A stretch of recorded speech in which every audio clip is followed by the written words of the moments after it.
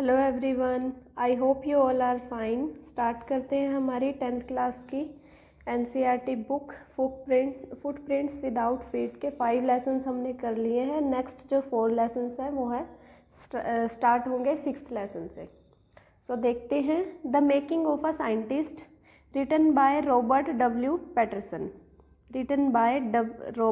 W Patterson. ये किसके बारे में है? एक साइंटिस्ट के बारे में जिनका नेम है रिचर्ड एब्राइट। सो देखते रहना कि क्या क्या इम्पोर्टेंट है जो मैं करवाऊंगी। Narrates the journey of Richard Ebright की जर्नी के बारे में बताते हैं। A young boy who became a renowned scientist, जो कि जाने माने साइंटिस्ट बने। A former scout of the year. Scout होता है मतलब जिसमें प्रतिभा हो, ठीक है, प्रतिभागी बोल सकते हैं। Excited the scientific world with a new year, ठीक, न्यू थ्योरी, जिसने दी संसार को एक नई theory. At the age of 22, कौन सी एज में? 22 साल की उम्र में। और वो थ्योरी किससे रिलेटेड थी? हाउ सेल वर्क्स, सेल कैसे काम करते हैं। Richard H Herbert, his college roommate, explained the theory in an article titled, ये यहाँ से, हाँ, टाइटल ये था, देखो, Proceedings of the National Academy of Science. Proceedings of the National Academy of Science. So ये टाइटल नाम से उन्होंने मिलके अपने कॉलेज में रूममेट के साथ मिलके एक आर्टिकल पब्लिश किया। किसके ऊपर? सेल्स थ्योरी के ऊपर। स्टार्टेड, और ये उनकी फर्स्ट अचीवमेंट थी। स्टार्टेड विद बटरफ्लाइज, और कहाँ से शुरू किया था उन्होंने? बटरफ्लाई से। मेनली जो उनकी अचीवमेंट है वो बटरफ्लाइज से रिलेटेड है, और वो भी कौन सी प्रजाति? मोनार्क बटरफ्लाइज, ठीक है। सो मोनार्क बटरफ्लाइज इंपॉर्टेंट है आपके लिए। एज अ चाइल्ड, उनके चाइल्डहुड की बात हो रही है। As a child, only child of his parents, lived in north of Reading Penn, ये उनकी जगह का नाम बताया हुआ है, Pennsylvania. He could not play but he could collect things. उनको खेलना पसंद नहीं था बचपन में, लेकिन चीज़ें कलेक्ट करना बहुत पसंद था। पेरेंट्स के ओनली, यानी कि एक ही बच्चे थे, तो उन्होंने क्या किया? Collected butterflies, rocks, fossil fuels, ये सब उन्होंने मतलब बचपन में ही कलेक्ट करना शुरू कर दिया था। Become a star गेजर। स्टार गेजर होता है मतलब अंतरिक्ष। स्टार गेजर आप एक तरीके से जैसे साइंटिस्ट होते हैं, ठीक है। एस्ट्रोनॉमी में जो होते हैं, एस्ट्रोलॉजी टाइप के, एस्ट्रोलॉजी में भी होता है एक तरीके से। वो स्टार गेजर दूसरे टाइप के होते हैं कि आपके स्टार्स को देख के आपकी प्रिडिक्शन बता देते हैं कि फ्यूचर में क्या होगा। और साइंटिस्ट होते हैं या एस्ट्रोनॉमर होते हैं, उनको भी स्टार गेजर बोला जाता है, क्योंकि वो भी अंतरिक्ष में ही अंतरिक्ष के बारे में हमें बताते हैं, उसी के ऊपर सर्च करते हैं, ठीक है। तो उनकी मदर ने उनको एनकरेज किया था। टुक हिम टू ट्रिप्स, जो उनको ट्रिप्स पे लेके जाती थी। बॉट हिम टेलीस्कोप, माइक्रोस्कोप, मतलब जो भी इक्विपमेंट्स की उनको ज़रूरत होती थी उनकी रिसर्च के लिए वो उनको दिलवाती थी। 15 साल की उम्र में sold his article to a scientific journal it was like a home run scored in the game of baseball. तो उनके लिए वो कैसा था? मतलब छोटी सी एज में उन्होंने आर्टिकल पब्लिश किया, वो उनके लिए एक अचीवमेंट थी, जैसे कि उन्होंने होम रन अचीव कर लिया, मतलब फ्री फंड का एक तरीके से, ठीक है। फादर की डेथ हो चुकी थी व्हेन इन 3rd ग्रेड, जब वो 3rd ग्रेड में थे तो उनकी फादर की डेथ हो चुकी थी। तो उनकी मदर का सहारा एक तरीके से वही थे, और मदर का पूरा फोकस था अपने बच्चे के ऊपर। 2nd ग्रेड में उन्होंने कलेक्ट की 25 स्पीसीज ऑफ बटरफ्लाइज, ठीक है। बटरफ्लाइज की 25 तरह की प्रजातियाँ, 25 प्रजातियाँ अपने ही होम टाउन से उन्होंने कलेक्ट की। उनको एक बुक दिलवाई उनकी मम्मी ने। नेम क्या था? The travels of monarch 10। Monarch, इसमें किसी राजा वगैरह की बात नहीं हो रही है, मोनार्क बटरफ्लाई की प्रजाति है, ठीक है। तो मोनार्क के ऊपर ही उन्होंने ज़्यादा अपनी जो रिसर्च है वो की, जिसमें क्या था? द ट्रेवल्स ऑफ मोनार्क 10 में क्या था? Tells how monarch butterflies migrate to Central America. So जो मोनार्क बटरफ्लाइज हैं वो कैसे माइग्रेट करती हैं सेंट्रल अमेरिका की तरफ, ये सब उसमें बताया गया हुआ था। और बुक के एंड में क्या था? रीडर्स को इनवाइट किया गया था कि बटरफ्लाइज को टैग करें। टैग टैग कैसे, मतलब एक पर्टिकुलर टाइप की प्रजाति को टैग करे कि किसी तरह का सिंबल या कुछ साइन लगाएं उनके जो विंग्स होते हैं उनके ऊपर रिसर्च के लिए। It was done by doctor Frederick Urquhart of Toronto University, मतलब ये कोई उपाधि है, Urquhart of Toronto University Canada, ठीक है। तो उनकी तरफ से ये सब इनविटेशन था बुक के एंड में। Ebright started tagging the monarch butterflies, so ये ध्यान रखना आप कौन सी प्रजाति के ऊपर उन्होंने अपनी सर्च की, मोनार्क बटरफ्लाइज के ऊपर। तो उन्होंने टैग करना शुरू कर दिया मोनार्क बटरफ्लाइज को। Ebright raised a flock of butterflies, मतलब एक झुंड एक तरीके से उन्होंने इकट्ठा किया। कौन थी वो, फीमेल बटरफ्लाइज, और उनके एग्स इकट्ठा किए। Take her eggs adult and then tag them, तो मतलब एग्स से जब थोड़ी सी वो एडल्ट हुई फिर उन्होंने उनके विंग्स को टैग किया और फिर उनको उड़ने दिया, ठीक है, ताकि वो मतलब अच्छे तरीके से ग्रो कर सके। Caught only 2 butterflies, no feedback, तो उनको पता क्या हुआ, ये सब उन्होंने बहुत अच्छे से किया लेकिन उनको फीडबैक नहीं मिला, ठीक है। तो उनका जो इंटरेस्ट था वो थोड़ा थोड़ा सा टैगिंग में कम होने लग गया। फिर क्या हुआ कि साइंस फेयर हुए। साइंस फेयर मतलब साइंस से रिलेटेड जो मेले वगैरह होते हैं उनमें अपने एक्सपेरिमेंट्स दिखाते हैं, कोई प्रोजेक्ट दिखाते हैं। तो ऐसा साइंस फेयर था जहाँ पे उन्होंने फ्रॉग टिश्यू के बारे में बताया, जहाँ पे फ्रॉग टिश्यू के बारे में बात हो रही थी, मतलब रियल एक्सपेरिमेंट्स वहाँ पे शो करने थे। He decided to do the real experiment of insect work that he had already been doing। तो उन्होंने क्या किया, जैसे साइंस फेयर में तो फ्रॉग टिश्यू के ऊपर था, लेकिन इन्होंने सोचा कि जो मैं काम कर रहा हूँ टैगिंग बटरफ्लाइज वाला, उसी काम को मैं कंटिन्यू करता हूँ, तो इंसेक्ट के ऊपर ये काम करता हूँ। रियल एक्सपेरिमेंट किसके ऊपर करूँगा, इंसेक्ट के ऊपर, ये वो सोचते हैं। 8th ग्रेड में क्या होता है, try to find the cause of viral disease in monarch caterpillars. Caterpillars होते हैं बटरफ्लाइज की, मतलब उनकी ग्रो होने की, जैसे एग से लेके 2-3 स्टेजेस से होके गुजरते हैं। कैटरपिलर वही है, मतलब जस्ट बटरफ्लाई बनने से पहले वाली स्टेज आप बोल सकते हो कैटरपिलर्स। तो क्या हुआ, इन्होंने 8th ग्रेड में क्या फाइंड किया, मोनार्क बटरफ्लाइज में जो वायरल डिसीज़ है कैटरपिलर्स में आती है उसका क्या रीज़न है। He was fail to find but won this experiment, वो मतलब रीज़न तो फाइंड नहीं कर पाए इस एक्सपेरिमेंट से, बट उनके एक्सपेरिमेंट ने उनको जिता दिया फेयर में। अगले साल उन्होंने प्रोजेक्ट बनाया किसके ऊपर, मोनार्क बटरफ्लाइज और वाइसरॉय, ये भी वाइसरॉय, ये भी बटरफ्लाइज की ही प्रजाति है। तो उन्होंने क्या देखा कि जो मोनार्क बटरफ्लाइज हैं don't taste good to birds, birds को टेस्टी नहीं लगती हैं खाने में, ठीक है।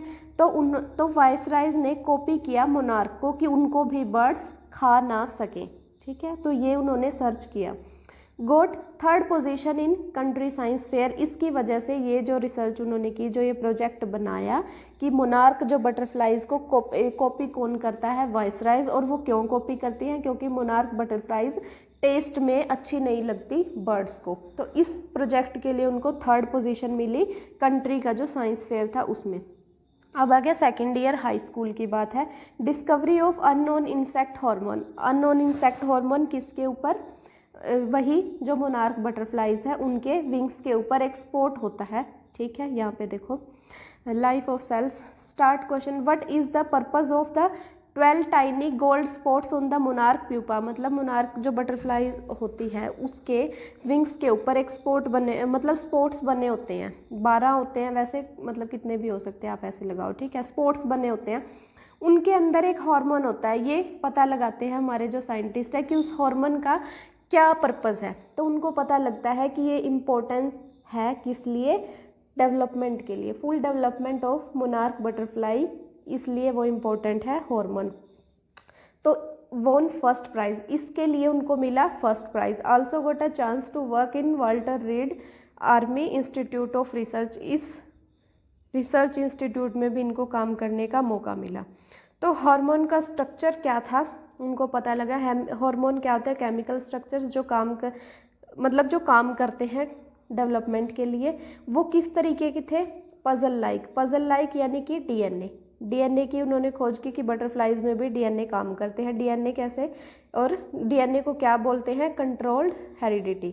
जो कंट्रोल करते हैं हमारी हेरिडिटी को, ठीक है। तो हेरिडिटी जो एक जनरेशन से दूसरी जनरेशन में जो क्वालिटीज़ बोल सकते हैं हम, जो पास होती हैं, ठीक है, उसको बोलते हैं, इसी को बोलते हैं ब्लूप्रिंट ऑफ लाइफ। डीएनए को बोलते हैं ब्लूप्रिंट ऑफ लाइफ। सो ये केमिकल स्ट्रक्चर था तो जो पास हो रहा था generation to generation monarch butterflies में, जिसकी वजह से उनकी बॉडी के ऊपर स्पॉट्स आते थे।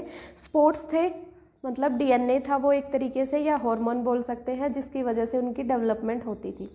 Constructed a plastic model on that, इसके ऊपर उन्होंने एक प्लास्टिक मॉडल भी बनाया और पेपर भी लिखा जिससे में वो थ्योरी एक्सप्लेन की गई थी। New for preventing type of disease, तो कैंसर टाइप जो कि जिनका प्रिवेंशन चल रहा था कि कैसे प्रिवेंट किया जाता कैंसर को, उसके लिए ये थोड़ा सा न्यू था। अदर इंटरेस्ट जो उनके बताए गए हैं कि वो अच्छे डिबेटर बने, डिबेट करने वाले, ठीक है, पब्लिक स्पीकर अच्छे बने, become a good canoeist and all, canoeist मतलब ये जो किसी वर्ड को पोइन करते हैं, I think, all round outdoor person बने, एक्सपर्ट फोटोग्राफर ऑफ नेचर, जैसे बटरफ्लाइज को टैग किए करते थे तो फोटोग्राफी भी उनकी अच्छी हो गई। रिचर्ड ए वेयर, ये कौन थे, उनके social science teacher. He open his mind to new ideas, उन्होंने एब्राइट के बारे में क्या बोला है कि उन अकॉर्डिंग टू एब्राइट, उन्होंने मतलब एब्राइट ने क्या बोला है कि जो रिचर्ड ए वियर थे, कौन, जो उनके सोशल साइंस टीचर थे, उन्होंने उनके माइंड को खोला था न्यू आइडियाज़ के लिए। फिर एंड में बताई गई हैं लेसन के कि क्या क्या ज़रूरी चीज़ें हैं साइंटिस्ट बनने के लिए। Start with first grade mind, यानी कि बिल्कुल फ्रेश माइंड से स्टार्ट करना। एड क्यूरियोसिटी होनी चाहिए। Mix in the will to win, और क्या होनी चाहिए, विल टू विन, जीतने की इच्छा, फॉर राइट रीज़न, अच्छे रीज़न के लिए, ठीक है। तो इसमें से याद रखने लायक जो जहाँ से क्वेश्चन आ सकता है आपका वो क्या है, राइटर का नेम मैं बता रही हूँ। किसके ऊपर है ये, किस साइंटिस्ट की बात की जा रही है, रिचर्ड एब्राइट, और किस बटरफ्लाई के ऊपर उन्होंने की, तो वो थी मोनार्क बटरफ्लाई। रिसर्च अपनी किस बटरफ्लाई के ऊपर, मोनार्क बटरफ्लाई। सो ये 2-3 चीज़ें हैं जो आप याद रखना। Next lesson is the necklace, lesson number 7, बहुत अच्छा है ये, कुछ मोरल है छुपा हुआ इस लेसन में। देखो द नेकलेस, इसमें कौन है, एक लेडी है मैटिल्डा लोइजल, मैटिल्डा लोइजल जो कि बहुत सुंदर है, लेकिन डिससेटिस्फाइड है। किस लिए, क्योंकि वो बिलीव करती है she was born for luxury and elegance. मतलब ध्यान से सुनो, मैटिल्डा जो है क्लर्क फैमिली में ही पैदा हुई, क्लर्क से ही उसकी शादी हो जाती है, लेकिन वो बहुत सुंदर है तो उसको लगता है कि वो अमीर खानदान में ही पैदा होनी चाहिए थी और अमीरों के ही उसकी शादी होनी चाहिए थी, ठीक है। ड्रीम्स ऑफ ग्लैमरस लाइफ के वो सपने देखती है, डे ड्रीमिंग करती है। फीलिंग मिजरेबल, और अपनी जो प्रेजेंट कंडीशन है उसके ऊपर दया शो करती है, मतलब उसको अच्छी नहीं लगती वो condition. However she is born married in clerk family, मतलब दोनों पैदा भी हुई क्लर्क फैमिली में और मैरिड भी वो किससे है, क्लर्क से। तो हस्बैंड का नेम क्या है, मोंस्योर लोइजल हस्बैंड का नेम है, जो कि है क्लर्क, अ मोडेस्ट क्लर्क, कहाँ पे, मिनिस्ट्री ऑफ एजुकेशन में। एक दिन क्या हुआ, मोंस्योर को एक इनविटेशन मिलता है। इनविटेशन कहाँ से, बॉल पार्टी के लिए। बॉल पार्टी होती है इवनिंग पार्टी अंग्रेज लोगों की, ठीक है। बॉल पार्टी के लिए कहाँ से, ministers party at ministers residence, ministers के घर पे ही है वो पार्टी, मिनिस्टर के घर पे ही है और मिनिस्टर ने उनको इनवाइट किया है। तो वो खुश होता है, मोंस्योर बहुत खुश होता है और एक्सपेक्ट करता है कि उसकी मैटिल्डा जो है वो भी खुश होगी। Monsieur expects Matilda to be happy, but instead she is happy because she has nothing elegant to wear. तो वो उदास क्यों होती है मैटिल्डा कि उसके पास कुछ भी अच्छा नहीं है पहनने को। टू प्लीज़ हर, तो उसको खुश करने के लिए उसके husband sacrifice his savings of 400 francs to pay to buy her a beautiful dress. तो 400 फ्रांसिस की, उन यहाँ की वो करेंसी है जहाँ वो रहते हैं, तो वो 400 फ्रांसिस की उसके लिए ड्रेस खरीदते हैं उसके लिए, ताकि वो खुश हो जाए। और वो कहाँ से, 400 फ्रांसिस जो उसकी सेविंग थी उससे। But Matilda is still unhappy, लेकिन मैटिल्डा अभी भी खुश नहीं है in the lack of fine jewellery. अब वो कह रही है कि मेरे पास अच्छी सी ज्वेलरी नहीं है। तो हस्बैंड उसको सजेस्ट करते हैं borrowing some from her wealthy friend, कोई अमीर फ्रेंड है जिसका नाम है मैडामे फोस्टर, तो उससे वो कहता है कि तुम उससे ले लो, मतलब कुछ टाइम के लिए पहनने के लिए। तो वो जाती है और ले आती है क्या, gold diamond necklace to wear to the ball party. ठीक है, गोल्ड डायमंड नेकलेस, डायमंड का नेकलेस ले आती है अपनी फ्रेंड से। तो बॉल पार्टी में क्या होता है, at the ball Matilda is the centre of attention, मतलब बहुत ज़्यादा अटेंशन मिलता है उसको, क्योंकि वो सुंदर तो पहले ही है, ड्रेस भी अच्छी पहनी हुई है और jewellery. Admired for her beauty and elegance, she enjoyed a lot but hurries home at dawn to avoid being seen in her shabby coat which would reveal her lower social. तो उसको पता क्या होता है, वो होती है कि भाई कहीं मेरे कपड़ों से अब मेरे को जज ना कर ले, ज्वेलरी तो अच्छी पहन ली, भाई कपड़े उस मिनिस्टर पार्टी के अकॉर्डिंग थोड़ा सा कम थे, सस्ते थे, तो वो जल्दी से ही निकल जाती है वहाँ से दोनों कि भाई चलो जल्दी से चलते हैं घर पे। जब वो घर पहुंचते हैं तो क्या होता है, upon reaching home Matilda realises she has lost necklace. तो उसको क्या लगता है, क्या पता लगता है कि उसने नेकलेस को कहीं गिरा दिया और वो गुम हो गया। Afraid of admitting the loss of Madame Forestier's they decided to replace it with an identical one. तो वो क्या सोचते हैं कि उसको बताने की बजाय, जो मैडामे फोस्टर है उसको बताने की बजाय हम इसको रिप्लेस कर देते हैं, मतलब कोई और उसकी जगह पे हम उसको दे देते हैं सेम वैसी ही लुक का।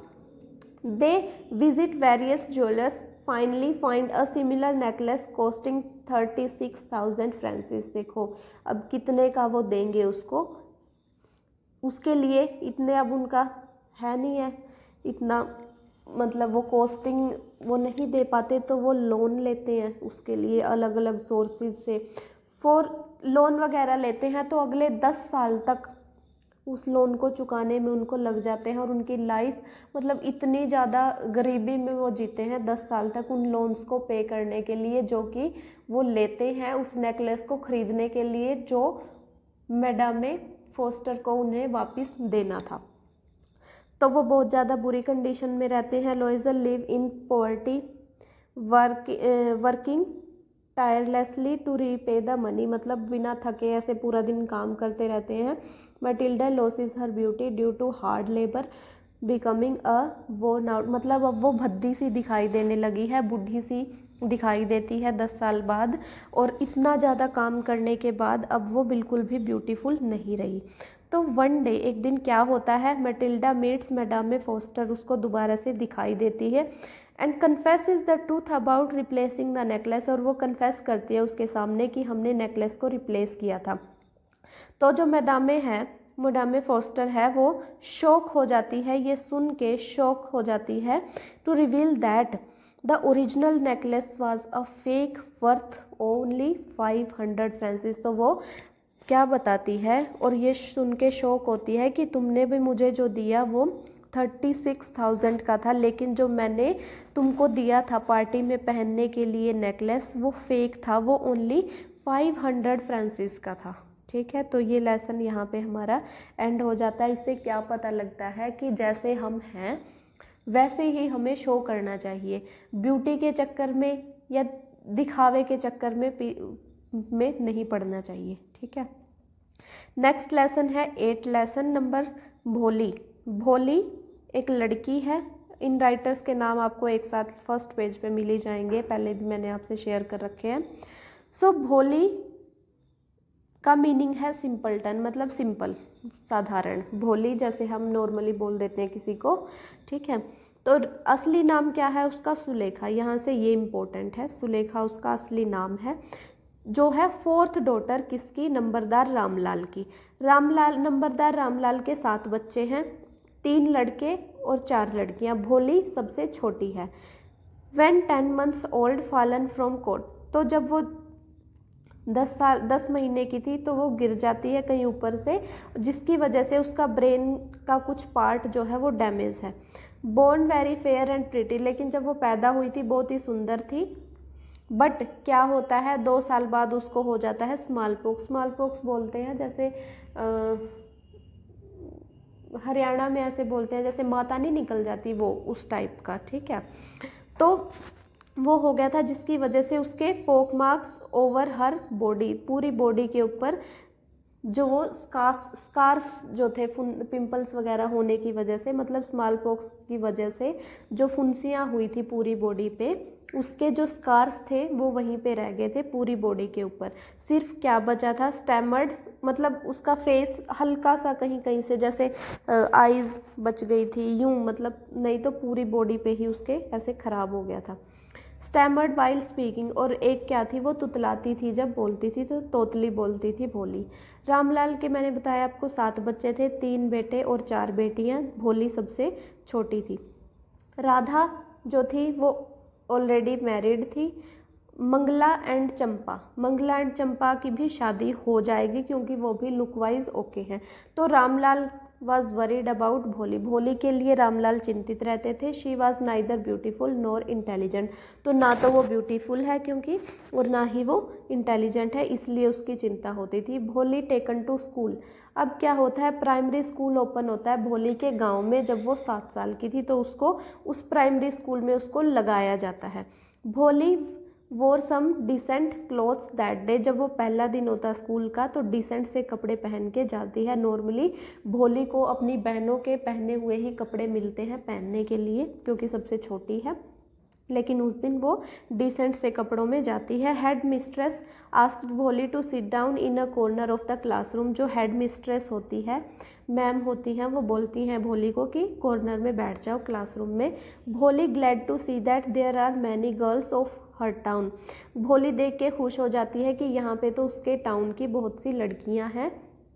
स्टार्ट बिगेन वीपिंग, वो रोना कब शुरू करती है, because her teacher asked her name and she felt other girls would laugh at her, तो उसको पता क्या, जब मैडम उसे पूछते हैं कि तुम्हारा नाम क्या है, तो भोली को लगा कि सब हंसेंगे, इसलिए वो रोना शुरू कर देती है। टीचर एनकरेज्ड भोली, मतलब जो भोली बनी आगे जाके वो सब कुछ टीचर का था, टीचर की वजह से बनी। तो देखो, पैटिड भोली with love also said she would speak rightly one day, तो वो बड़ा प्यार से भोली को ट्रीट करते हैं और उसको दिलासा देते हैं कि वो बहुत अच्छे से बोल पाएगी एक दिन, और उसको एक बुक देते हैं जिसके ऊपर बड़ी बड़ी अच्छी सी पिक्चर्स बनी हुई थी एनिमल्स की। टीचर उसको बोलती है, told her that one day she would be able to read a big book and no one will laugh at her, तो टीचर उसको क्या बोलती है कि आज तुम ये एनिमल्स वाली बुक पढ़ो अभी के लिए, लेकिन तुम एक दिन काबिल हो जाओगी बड़ी बुक पढ़ने के, जिसके बाद तुम्हारे ऊपर कोई भी नहीं हंसेगा। भोली felt very happy with a new hope and a new life, तो उस भोली के अंदर इससे होप पैदा होती है और वो बहुत अच्छा परफॉर्म करती है। अब क्या है, जो भोली के विलेज की ट्रांसफॉर्मेशन हो चुकी है, भोली का विलेज जो था वो स्मॉल टाउन में चेंज हो चुका है, जहाँ पे आ गए हैं अब क्या, जहाँ पे आ गए हैं कॉटन गिनिंग मिल, जैसे कि ये कपड़े वाले मिल बोल सकते हो, और सिनेमाज भी आ गए हैं। प्राइमरी स्कूल से हाई स्कूल बन गया है। The mail train began to stop at railway station पे, अब रुकती है उनके गांव में। अब क्या है, बिसम्बर्स प्रपोजल टू मैरी भोली, बिसम्बर लगभग 45 से 50 साल का है। लिम्प्ड ऑल्सो, मतलब उसकी चलने में कोई प्रॉब्लम है, लंगड़ा के चलता है। वो ऑफर देता है रामलाल को कि मुझे भोली से शादी कर लूँगा मैं। कौन, बिशंबर, जिसकी एक बड़ी सी शॉप है और बड़ा सा घर भी है खुद का, ठीक है। तो वो भोली के पापा गरीब हैं, उसके लिए ये बहुत बड़ी बात है, तो वो एग्री कर देते हैं। Had children from his first wife, Bishambar के पास बच्चे भी हैं कुछ जो कि उसकी पहली वाइफ से हैं। डिड नॉट नो इफ़ भोली हैड पोक मार्क्स ऑन हर फेस, उसको क्या नहीं पता कि भोली के फेस के ऊपर पोक मार्क्स हैं। भोली हैड हर्ड एवरीथिंग, भोली सब कुछ सुन लेती है और एक्सेप्ट भी कर लेती है, मतलब रिजेक्ट नहीं करती यहाँ पे कुछ भी। ऑन द फिक्स डेट, जो डेट फिक्स हुई उसके ऊपर बिशंबर आता है ग्रूम बन के, मतलब दूल्हा बन के आ जाता है। Set on decorated mayor decorated घोड़ी के ऊपर बैठ के आता है। मतलब जैसे नॉर्मली सब कुछ होता है तो बारात वाला सीन वो सेम होता है। भोली सिस्टर थोड़ी सी जेलस होती हैं कि ये थोड़ा सा अमीर है और इस टाइप से। सो भोली की ड्रेस कैसी थी, रेड सिल्कन, मतलब जैसे नॉर्मली होती है पुराने टाइम में होती थी उसी टाइप की ड्रेस है। तो a woman slipped back Bholi's veil for garland ceremony, माला पहनाने के लिए एक औरत भोली के फेस से दुपट्टा थोड़ा पीछे कर देती है। Bishambar asked for a dowry of 5। अब क्या होता है यहाँ से बीच में एक सीन है, मैं बताती हूँ। तो उसके फेस पे जो पोक मार्क्स होते हैं बिशंबर का फ्रेंड वो देख लेता है और वो बिशंबर के कान में बोलता है कि देखो इसके फेस पे तो पोक मार्क्स हैं। तो वो बोलता है कोई बात नहीं, मैं भी तो बूढ़ा ही हूँ। लेकिन उसके मन में लालच आ जाता है कि मैं अब इनसे दहेज मांग लूँ। तो वो 5,000 रुपये दहेज मांगता है। Ramlal put his turban his honour at Bishambar feet, Bishambar के पैरों में वो अपनी पगड़ी रख देता है रामलाल और कहता है कि मेरे पास नहीं है, लेकिन वो 2,000 रुपये अरेंज कर देता है। लेकिन बिशंबर रिफ्यूज़ कर देता है कि 2,000 मैं नहीं लूँगा। Ramlal he threatens that they will go back, Ramlal को डर होता है कि वो वापस चले जाएंगे। At last he put 5,000 at, Bishamber के पैरों में 5,000 रख देता है। बिशंबर पूछता है अब भाई माला लेके आओ, कहाँ है, मैं पहनाऊंगा। भोली रिफ्यूज़ कर देती है कि मैं बिशंबर से शादी नहीं करूँगी। भोली के आइज़ में क्या है, neither anger NOR hate but only contempt in her eyes. तो वो क्या देखती है कि वो मतलब बिशंबर को कैसे देख रही है कि ना तो उसकी आंखों में उसके लिए गुस्सा है और ना ही किसी भी प्रकार के ना ही हेट है, ना गुस्सा है, ना नफरत है, ना गुस्सा है, लेकिन क्या है, सिर्फ निंदा। निंदा किस लिए? क्योंकि बिशंबर उसको सिर्फ एक लालची आदमी लगता है उस टाइम पे और वो ऐसा ही कर रहा होता है। अदर वुमेन वंडर्ड हाउ भोली अ harmless dumb cow has become had become so violent. जो अदर वुमेन है गांव की वो देखती हैं, बोलती हैं कि देखो कितनी शरीफ सी होती थी ये भोली और अब देखो कैसी हो गई है। नॉर्मली शरीफ लड़कियों को कंपेयर कर देते थे जैसे काऊ से कि शरीफ गाय जैसी शरीफ है, ठीक है, तो वो ऐसे ही बोलती हैं। ऑल स्टार्टेड गोइंग बैक, सब वापस जाने लगते हैं। Ramlal headed bow low with grief and shame, Ramlal अपना सिर झुकाए रखता है दुख के कारण और उसको शर्म भी आ रही होती है। Bholi's father told her that no one would marry her then, Bholi के पापा रामलाल उसको बोलते हैं कि तुमसे कोई भी शादी नहीं करेगा इस तरीके से, तो भी जो तुमने किया है। और भोली इस बात पे बोलती है, Bholi told her father that not to worry, चिंता मत करो। She told him that she would serve them in old age, तो वो बोलती है कि मैं आप लोगों की सेवा करूंगी। She would teach in the same school, जिस स्कूल से वो पढ़ी है उसी स्कूल में वो टीचिंग करेगी। Her teacher had seen the whole drama, तो ये सब ड्रामा जो हो रहा था वो उसकी टीचर ने देखा और उसके ऊपर सेटिस्फेक्शन जताई कि हाँ भोली उसी स्कूल में टीच कर लेगी। She did so like a great artist does on his creation of art, उसने ऐसा मतलब टीचर ने क्या शो किया कि ये मेरी मतलब जो भोली है वो मेरी बेस्ट क्रिएशन है, एक तरीके से उसने ऐसा शो किया, मतलब वो प्राउड थी भोली ने जो किया। नेक्स्ट लेसन है the book that saved the earth, ये एक प्ले है रिटन बाय क्लारे बोयको इसी तरीके से है, किसके ऊपर है, नर्सरी राइम्स इन इंग्लिश, जिसको बोलते हैं मदर गूज नाम है बुक का। बहुत इम्पोर्टेंट तो नहीं है लेकिन बुक का नाम जैसे ये याद रखना लेना, राइटर का नाम क्या है और जो उन्होंने राइम्स पढ़ी जिसकी वजह से वो वापस चले गए उसका नेम कौन सा है, ठीक है। Narrated by a historian who introduce the audience to a crucial event from 20th century, how a book of nursery rhymes prevented an invasion on Earth by Martians. अब क्या थे मार्टियंस, यानी कि मंगल ग्रह के जो प्राणी थे, मंगल ग्रह के प्राणियों से कैसे बचाया धरती को एक बुक ने। तो ये कहाँ का है, action take place in museum of ancient history in 25th century, आने वाली मतलब 25वीं सदी का ये टाइम पीरियड फ्यूचर का दिखाया जा रहा है और बात हो रही है 20th सेंचुरी की। ईरा ऑफ बुक्स बोला गया है इसको, era of books. The story related to the Martians invasion in 2014 में जो इन्वेजन होना था उसके बारे में है। नेवर हैपन, जो कि कभी हुआ ही नहीं। A single book stopped it, एक बुक ने ही उसे रोक दिया, और वो बुक का नाम क्या था? Noble encyclopedia about rocket and missiles, जिसमें उन्होंने क्या पढ़ा? रॉकेट और मिसाइल के बारे में। तो वो ये सब पढ़ के डर गए कि ये तो जो ह्यूमन बींग्स हैं तो ये पहले से ही तैयारी करने में लगे हुए हैं कि हमें ख़त्म करने वाले हैं। इनमें नाम है थोड़ा अजीब अजीब से। एक है थिंक टैंक, ठीक है, जो बड़ा सा उसका सिर है, ठीक है, अंडे के जैसा सिर है, और वेयर अ लॉन्ग रोब डेकोरेटेड विद, मतलब इस टाइप का है वो, जैसे ऐसे आंखें, कुछ ऐसे कपड़े से पहने हुए, छोटे छोटे से हाथ, इस तरीके का दिखाई देता है वो, ठीक है। थिंक टैंक वो कौन है? Commander, commander in chief. और कौन कौन है? नूडल है उनके साथ, ठीक है। नूडल को वो ऑर्डर देता है कि प्लेनेट अर्थ पे हम जाएंगे, और शीशा भी लेके आओ, अपने आप को देखता है। मार्स कंट्रोल सीन है। कैंटरविले पब्लिक लाइब्रेरी का सीन है जहाँ पे वो ये सब बुक्स वगैरह पढ़ते हैं। देखो, कैप्टन ओमेगा, सर्जेंट ओप, लियोनेट लोटा, ये सब कुछ वो सब मतलब जो ग्रुप है एक, उनका नाम है ल्यूट लोटा।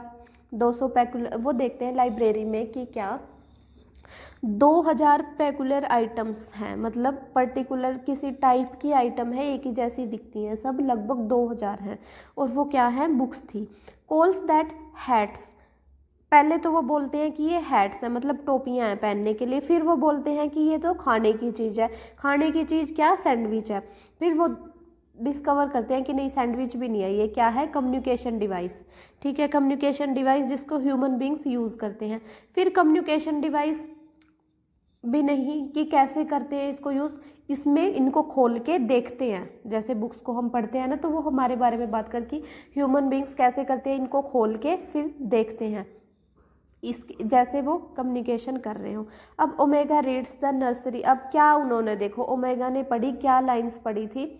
हे diddle diddle the cat and the fiddle, the cow jumped over the moon, ये वाली पढ़ी थी। और दूसरी क्या पढ़ी थी? द नेक्स्ट नर्सरी राइम कौन सी थी? हम्प्टी डम्प्टी वाली, ठीक है।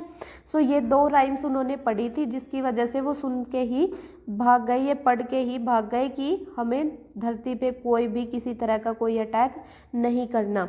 Think tank screams that he is, मतलब थिंक टैंक इसमें क्या देखता है? जो ये हम्प्टी डम्प्टी वाली है, इनमें जो पिक्चर्स होती है वो इसी टाइप की है, देखो इस तरीके की, जो मैंने आपको बताया, जैसा कि जो ये दिखाई देते हैं थिंक टैंक, वैसा ही दिखाई देता है हम्प्टी डम्प्टी। तो वो देखता है कि ये तो मैं ही हूँ, मतलब ह्यूमन बींग्स कितने आगे हैं हमसे कि मेरी फ़ोटो पहले से ही लेके बैठे हैं, और ये तो हमें मारने की तैयारी में है। So they think earthlings are planning to capture him and Mars centre control, तो वो सोचते हैं कि ये तो हमें मारने की तैयारी में है और मार्स के ऊपर कब्जा करने के लिए हैं, मतलब कब्जा करने वाले हैं। और इट इज़ अल्फा सेंचुरी, ये तो अल्फा सेंचुरी है। They decide to flee Mars, वो दोबारा मार्स पे जाने के बारे में सोचते हैं। But the Martians can never read on, लेकिन मार्टियंस ने कौन सी बुक नहीं पढ़ी? कौन सी? मदर गूस, ये ध्यान रखना, मदर गूस उन्होंने नहीं पढ़ी। और पढ़ी कौन सी स्टोरी? द डिडल नर्सरी राइम्स, कौन कौन सी पढ़ी?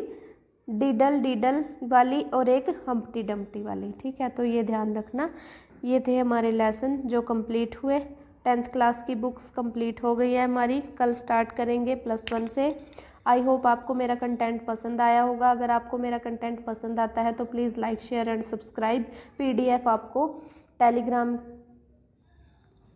चैनल पे मिल जाएगा, जिसका लिंक आपको पोस्ट सेक्शन में मिलेगा। Thank you so much.